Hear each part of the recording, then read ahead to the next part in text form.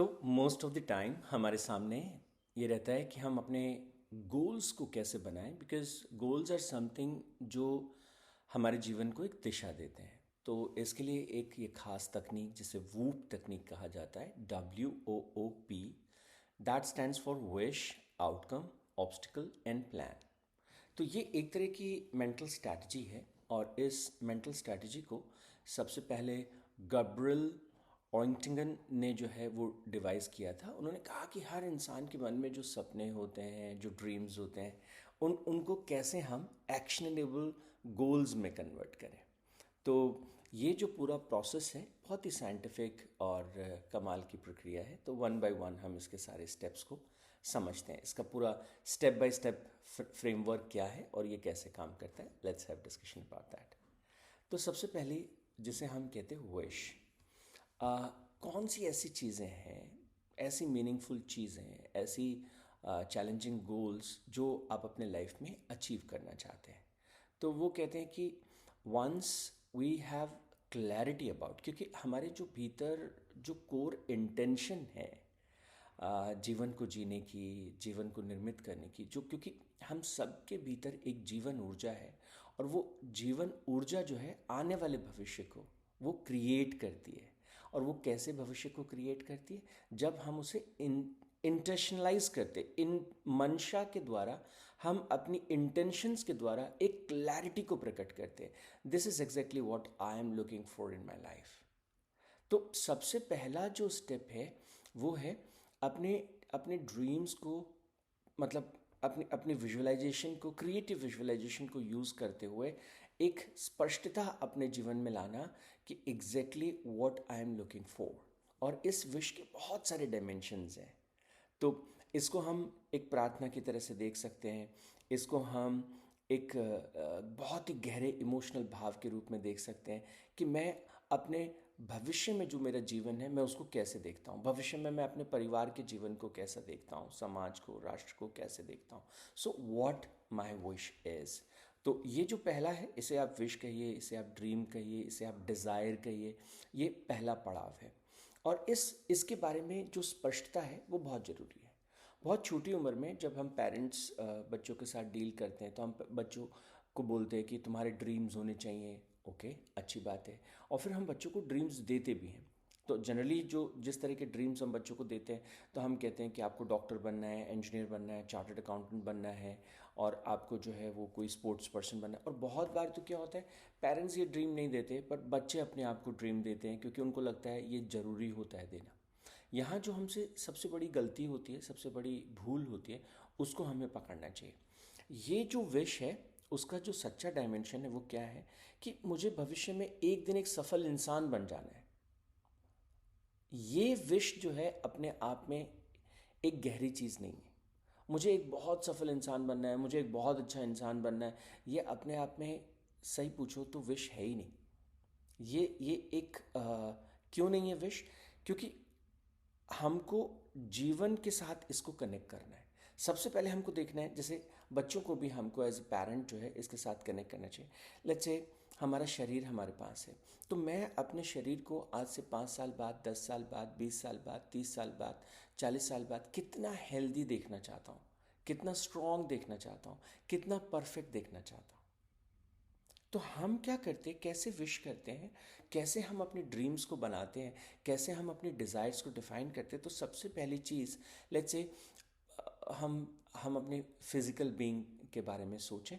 तो मैं शारीरिक रूप से आज से 20 साल बाद और अधिक परफेक्ट होऊंगा, और अधिक स्ट्रांग होऊंगा। कितना स्ट्रांग? तो मैं आज से 20 साल बाद भी जो है वो 2 किलोमीटर, 5 किलोमीटर रन कर पाऊँगा। मैं अगर किसी पहाड़ पे चढ़ना होगा तो मैं इतना एक्टिव रहूँगा, मैं इतना स्ट्रांग रहूँगा। Okay, that's good. तो फिर दूसरी बात आती है कि अब आप जो है, अगर फिजिकल स्ट्रेंथ की आपकी बात है तो मेंटल स्ट्रेंथ की बात क्या है? आने वाले 20-25 सालों में, 5 सालों में, 2 सालों में आप ऐसी क्या चीज़ें हैं, ऐसी कौन सी स्किल्स हैं? क्या आप आर्टिफिशियल इंटेलिजेंस के बारे में जानना चाहते हैं? क्या आप पब्लिक स्पीकिंग को मास्टर करना चाहते हैं? क्या आप जो है वो लिसनिंग स्किल्स को डेवलप करना चाहते हैं? क्या आप मेडिटेशन जो है उसको अपने जीवन में, उसकी गहराई में उतरना चाहते हैं? तो कौन सी ऐसी चीज़ है जो आपके मेंटल डेवलपमेंट में आप लाना चाहते हैं, कौन सी ऐसी चीज़ है जो आप अपने इमोशनल डेवलपमेंट में जो है ऐड ऑन करना चाहते हैं। तो whatever the different spheres of lifes are, financially जो है आप अपने आप को कैसे मजबूत करना चाहते हैं, कितना मजबूत करना चाहते हैं, कितना आप उसमें आगे बढ़ना चाहते हैं। So the very first thing is taking care of all the dimensions of the life: physical, mental, emotional, spiritual, social, cultural, all the different dimensions of life, and how you want to grow with all of these different dimensions. तो इसी को हम कहते हैं एक holistic wish, एक holistic development का ख्याल। और ये सिर्फ अपने तक नहीं, क्या हम थोड़ा सा इसको आगे ले जाएं, बच्चों को भी इसके बारे में अवेयरनेस लाएं, उनको उनको भी हम उसके साथ कनेक्ट करें। तो ये पहला पड़ाव है जहाँ हम कहते हैं कि लेट्स से आप अपनी इच्छाओं को, आपकी जो विश है, आपकी जो डीप इंटेंशंस हैं, उनको बारे में आपको स्पष्टता होना चाहिए। What exactly I am looking for and why do I want that, why does it matter to me, वो मुझे क्यों चाहिए, क्या चाहिए और क्यों चाहिए, इन दोनों की स्पष्टता जो है वो रख करके फिर हम आगे बढ़ें। तो ये पहला पड़ाव है। और इस पहले पड़ाव में एक और छोटी चीज़ मैं आपसे कहूँ, it's not about like wish का मतलब एक हुआ एक लॉन्ग टर्म विश हुई, एक जो है बीच में आपको लगता है कि मैं अगले 1 साल में, 2 साल में, या फिर व्हाट नेक्स्ट। रोज़ सोने से पहले हम इसका अभ्यास कर सकते हैं।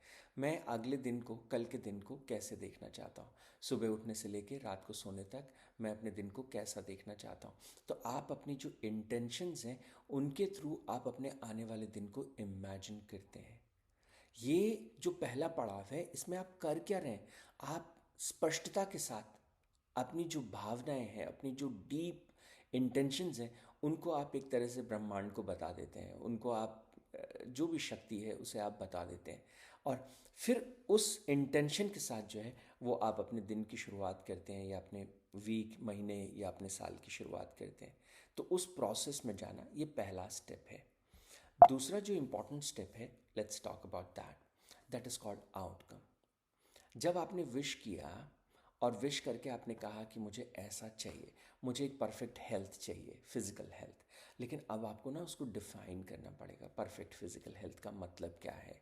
तो हर लेवल पर, तो आज की डेट में क्या आपके कुछ पैरामीटर्स हैं, आप कितने पुशअप्स कर सकते हैं, कितनी दूर रनिंग कर सकते हैं, कितना आप जो है इसकी मतलब हर तरह की, कितनी देर आप एक खास पोजीशन में बैठ करके ध्यान कर पाते हैं।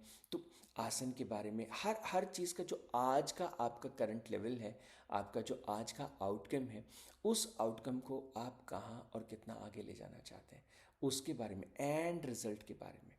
तो जो आपकी इच्छा है उसका एंड रिजल्ट क्या होगा, एंड गोल क्या होगा, उसके बारे में जो है वो आपको स्पष्टता होनी चाहिए। तो बच्चे कई बार अपने एग्ज़ाम्स को लेकर इस तरह के गोल सेटअप करते हैं, वो इच्छा करते हैं कि मुझे इस एग्ज़ाम को पास करना है। ये पहला स्तर हुआ। दूसरा स्तर हुआ उसका आउटकम। तो मुझे कौन सा सब्जेक्ट है, ये 4 पेपर होंगे इस एग्ज़ाम के लिए, इस पेपर में मुझे कितने मार्क्स चाहिए, दूसरे पेपर में कितने मार्क्स चाहिए, तीसरे में कितने चाहिए, चौथे में कितने चाहिए। और ये जो मार्क्स मुझे चाहिए, ओके, ये क्यों चाहिए, पिछले सालों के क्या ट्रैक रिकॉर्ड्स हैं, ओके, ठीक है। तो यहाँ पर ये बात हुई कि क्या मतलब जो जो मेरी सफलता है, उस सफलता के कौन कौन से पैरामीटर्स होंगे, कौन कौन से उसके माइलस्टोन्स होंगे, जिसको हम आउटकम्स कहते हैं। तो एक बार साल के अंत में मुझे एक परीक्षा पास करनी है, इस भाव को लेकर के हम आगे नहीं बढ़ सकते। फिर कैसे आउटकम को मैप करना होता है। आउटकम को कैसे मैप करते हैं, क्योंकि जब मैं साल के एंड में इस परीक्षा को पास कर लूँगा और इन 4 सब्जेक्ट्स में मेरे को 90+ स्कोर करना है, तो फिर मेरा ये टोटल सिलेबस है, तो फिर मैं कैसे करूँ। तो मुझे अपने आउटकम्स को मैप करना होगा। तो महीने के अंत में क्या होगा, इस महीने के, इस सप्ताह के, 3 महीने के अंत में क्या होगा, 6 महीने के अंत में क्या होगा, वो आउटकम्स जो हैं वो मुझे साफ तरीके से दिखाई देने चाहिए। अगर मुझे अपनी फिज़िकल फिटनेस पे काम करना है और मैं कहूँ कि मैं 20 साल बाद इतना ज़्यादा हेल्दी रहूँगा, उससे बात बनेगी नहीं। तो मुझे अब भी उसके लिए क्या करना है, उस पर ध्यान देने की ज़रूरत है। अब उसके आउटकम्स पर जो है मुझे ध्यान देने की ज़रूरत है। किस तरह का फूड, किस तरह की लाइफस्टाइल, किस तरह की एक्सरसाइज, किस तरह का योगासन, किस तरह का मेडिटेशन, किस तरह की क्या चीज़ें और कितनी देर वो सब आउटकम्स को मैप करने की ज़रूरत होती है। तो यहाँ पर हम विजुअलाइज करते हैं अपनी जो पॉजिटिविटी है, अपनी जो विजुअलाइजेशन की पावर है, उसको हम काम में लेकर के और हम देखते हैं। तो जैसे मैंने अगले दिन के लिए कहा था, अगले दिन मैं ये तमाम चीज़ें करना चाहता हूँ। ओके, एग्जैक्टली जब वो काम करेंगे तो उसके क्या क्या आउटकम्स निकलेंगे, उसको पहले वाले दिन ही हम विजुअलाइज करते हैं। 7 दिन आगे हम संडे को, लेट्स से आज वेंसडे, अगले वेंसडे तक क्या क्या अचीव करेंगे, तो उसकी जो आउटकम्स होंगे एंड रिजल्ट्स होंगे, उनको अभी से हम पकड़ें। तो देन ओके, तो क्या ऐसी अच्छी से अच्छी चीज़ें हो सकती हैं जो अगर घट जाएं, जो अगर हो जाएं, तो मैं अपने लक्ष्य तक पहुंच जाऊंगा। तो उनको हम माइलस्टोन्स को सेटअप करते हैं, दैट इज़ कॉल्ड आउटकम। इसके बाद जो तीसरा पड़ाव है वो है ऑब्स्टिकल। आप हमेशा मान के चलिए, जब भी हम प्लानिंग करते हैं, गोल्स बनाते हैं, हम ऑब्स्टिकल्स के बारे में सोचते ही नहीं। क्या बाधाएं आएंगी, टाल मटोल करूँगा, टाइम नहीं मिलेगा, या आलस की प्रॉब्लम होगी, या जो भी है। तो ऑब्स्टिकल्स को मैप करना बहुत ज़रूरी है। हर विश के साथ, मेरी खाने की आदतें ऐसी हैं, वो कैसे छूटेंगी, इन हैबिट्स के ऊपर काम करना पड़ेगा। तो write down all these obstacles, और जब आप ऑब्स्टिकल्स को लिखते हैं कि वो ऑब्स्टिकल एग्जैक्टली ये होने वाले हैं, तो how are you going to handle them, उसकी जो स्ट्रैटेजी है वो उसके ऊपर भी काम करने की ज़रूरत पड़ेगी। तो ऑब्स्टिकल्स को अगर डिज़ाइन नहीं करेंगे तो फिर हमारी जो गोल है वो अपने आप में स्पष्ट नहीं है, फिर हमने गोल बनाया ही नहीं। गोल बनाने के ये 4 इम्पॉर्टेंट आउटकम हैं। गोल बनाने का मतलब होता है आपकी इंटेंशंस में स्पष्टता, आउटकम के बारे में आपकी स्पष्टता, आने वाले ऑब्स्टिकल्स के बारे में आपको बहुत क्लैरिटी है, ये ऑब्स्टिकल्स आ सकते हैं, और ये जो आने वाले ऑब्स्टिकल्स हैं इनको ओवरकम करने के लिए मैं क्या क्या स्ट्रैटेजीज ऑप्ट कर सकता हूँ, क्या क्या चीज़ें मैं ले सकता हूँ। तो इसके बारे में आपकी तैयारी होना, दैट इज़ कॉल्ड ऑब्स्टिकल। इसके बाद में जो अगला पड़ाव है, लेट्स से थोड़ा सा उसके बारे में बात करते हैं, दैट इज़ कॉल्ड प्लान। और प्लान का क्या मतलब है कि अब मेरे पास देखो क्या क्या स्पष्टता आ गई, मुझे एग्जैक्टली पता है कि इच्छा क्या है, what exactly I am looking for, what is my core intention, मैं अपने जीवन को कैसे देखना चाहता हूँ, क्या स्किल्स अपने अंदर चाहता हूँ। फिर अगले पड़ाव पर आउटकम्स क्या हैं एंड रिजल्ट क्या है, वो मुझे साफ दिखाई देता है। ओके, तीसरे पड़ाव में क्या क्या बाधाएं आ सकती हैं, वो बाधाएं पहले से बहुत स्पष्ट रूप से दिखाई देती हैं। देन एक प्लानिंग भी हो गई कि उन बाधाओं को कैसे हैंडल करना है। तो यहाँ पर ये जो प्लान की हम बात कर रहे हैं वो क्या है, प्लान ये है कि हम इन आने वाली बाधाओं को साइड करके, ये बाधाएं जो है टाइम को कंज्यूम करेंगी, एनर्जी को कंज्यूम करेंगी, ध्यान को भटकाएंगी। तो हम कौन सी स्ट्रैटेजी ऑप्ट करेंगे जिनसे हम इन बाधाओं को हटा करके और सीधा इस पथ पे आगे बढ़ते चले जाएंगे, दैट इज़ कॉल्ड प्लान। और ये प्लान जो होता है उसमें हम बहुत छोटे छोटे स्टेप्स डिज़ाइन करते हैं। हर एक बड़ी जो आपकी इच्छा है, वो जो एक विश है, उस विश के जो है आउटकम, जो माइलस्टोन्स हैं, उन माइलस्टोन्स में आने वाले ऑब्स्टिकल्स, और उन ऑब्स्टिकल्स को ओवरकम करने के लिए छोटे छोटे मेजरेबल स्टेप्स, छोटे छोटे कदम, माइक्रोस्कोपिक स्टेप्स, बहुत ही छोटे। तो अगर वो छोटी छोटी चीज़ों पर ध्यान देंगे, वो ठीक से प्लान हो जाए, और वो चीज़ें हम नियमित रूप से करते चले जाएं।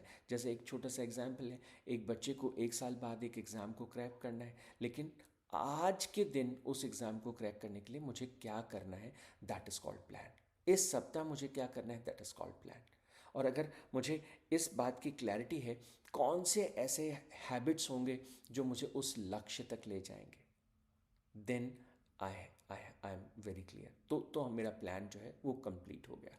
तो सुबह से लेकर के शाम तक डेली बेसिस पर ऐसा क्या करना होगा और रोज़ रोज़ करना होगा ताकि मैं उस लक्ष्य तक पहुंच जाऊं। तो हमको जो है, हमारे जो एक सिस्टम में ऑटोमेटिक बिहेवियर होता है, हम सब लोग जो है कुछ एक चीज़ अपने आप करते चले जाते हैं, वो इनबिल्ट हमारे सिस्टम में होता है। जब हम इस वूप टेक्निक के माध्यम से अपने गोल्स को सेट करते हैं, तो धीरे धीरे हम अपने सबकॉन्शियस माइंड को ट्रेन कर रहे होते हैं हमारे अपने उस मेन लक्ष्य को अचीव करने के लिए। तो ये चारों जो स्टेप हैं, एक तरीके से ये चारों स्टेप जो है कॉन्शियसली आप अपने सबकॉन्शियस माइंड को प्रोग्राम करते हैं, अपने चेतन मन के द्वारा आप अपने अवचेतन को प्लान करते हैं, और जितना डीपली ये होता है उतना परफेक्टली जो है आप अनायास ही अपने उस लक्ष्य की तरफ, उस टारगेट की तरफ जो है वो चल पड़ते हैं। तो ये पूरा प्लान है जिसको हम वूप टेक्निक कहते हैं। और इसमें जैसे हमने इच्छा रखी कि लेट्स से कम्युनिकेशन स्किल्स को डेवलप करना है, आउटकम हमने कहा कि मेरे को कॉन्फिडेंट दिखना है, स्टेज के ऊपर मुझे ये ऐसा दिखना है, ये होना है, उसमें क्या क्या ऑब्स्टिकल्स आ सकता है, मेरा हेजिटेशन एक ऑब्स्टिकल हो सकता है, मेरा डर एक ऑब्स्टिकल हो सकता है, हाँ लोग क्या सोचेंगे ये ऑब्स्टिकल हो सकता है। और फिर प्लान कि जब मेरे को हेजिटेशन होगा, मैं नर्वस फील करूँगा, तो मैं उसके साथ कैसे हैंडल करने वाला हूँ, हेजिटेशन के साथ कैसे हैंडल करने वाला हूँ। तो ये बहुत ही कमाल का एक प्रिंसिपल है। इसमें बहुत सारी साइकोलॉजिकल चीज़ें, मतलब इस टेक्निक के पीछे की बहुत सारी साइंटिफिक चीज़ें हैं जिनकी वजह से ये टेक्निक काम करती है। आज के इस सत्र में नहीं, कल के इस सत्र में ये टेक्निक क्यों इफ़ेक्टिव है, कल के सत्र में इसके पीछे की साइंस पर हम काम करेंगे। आज के सत्र में इतना ही। Thank you so much.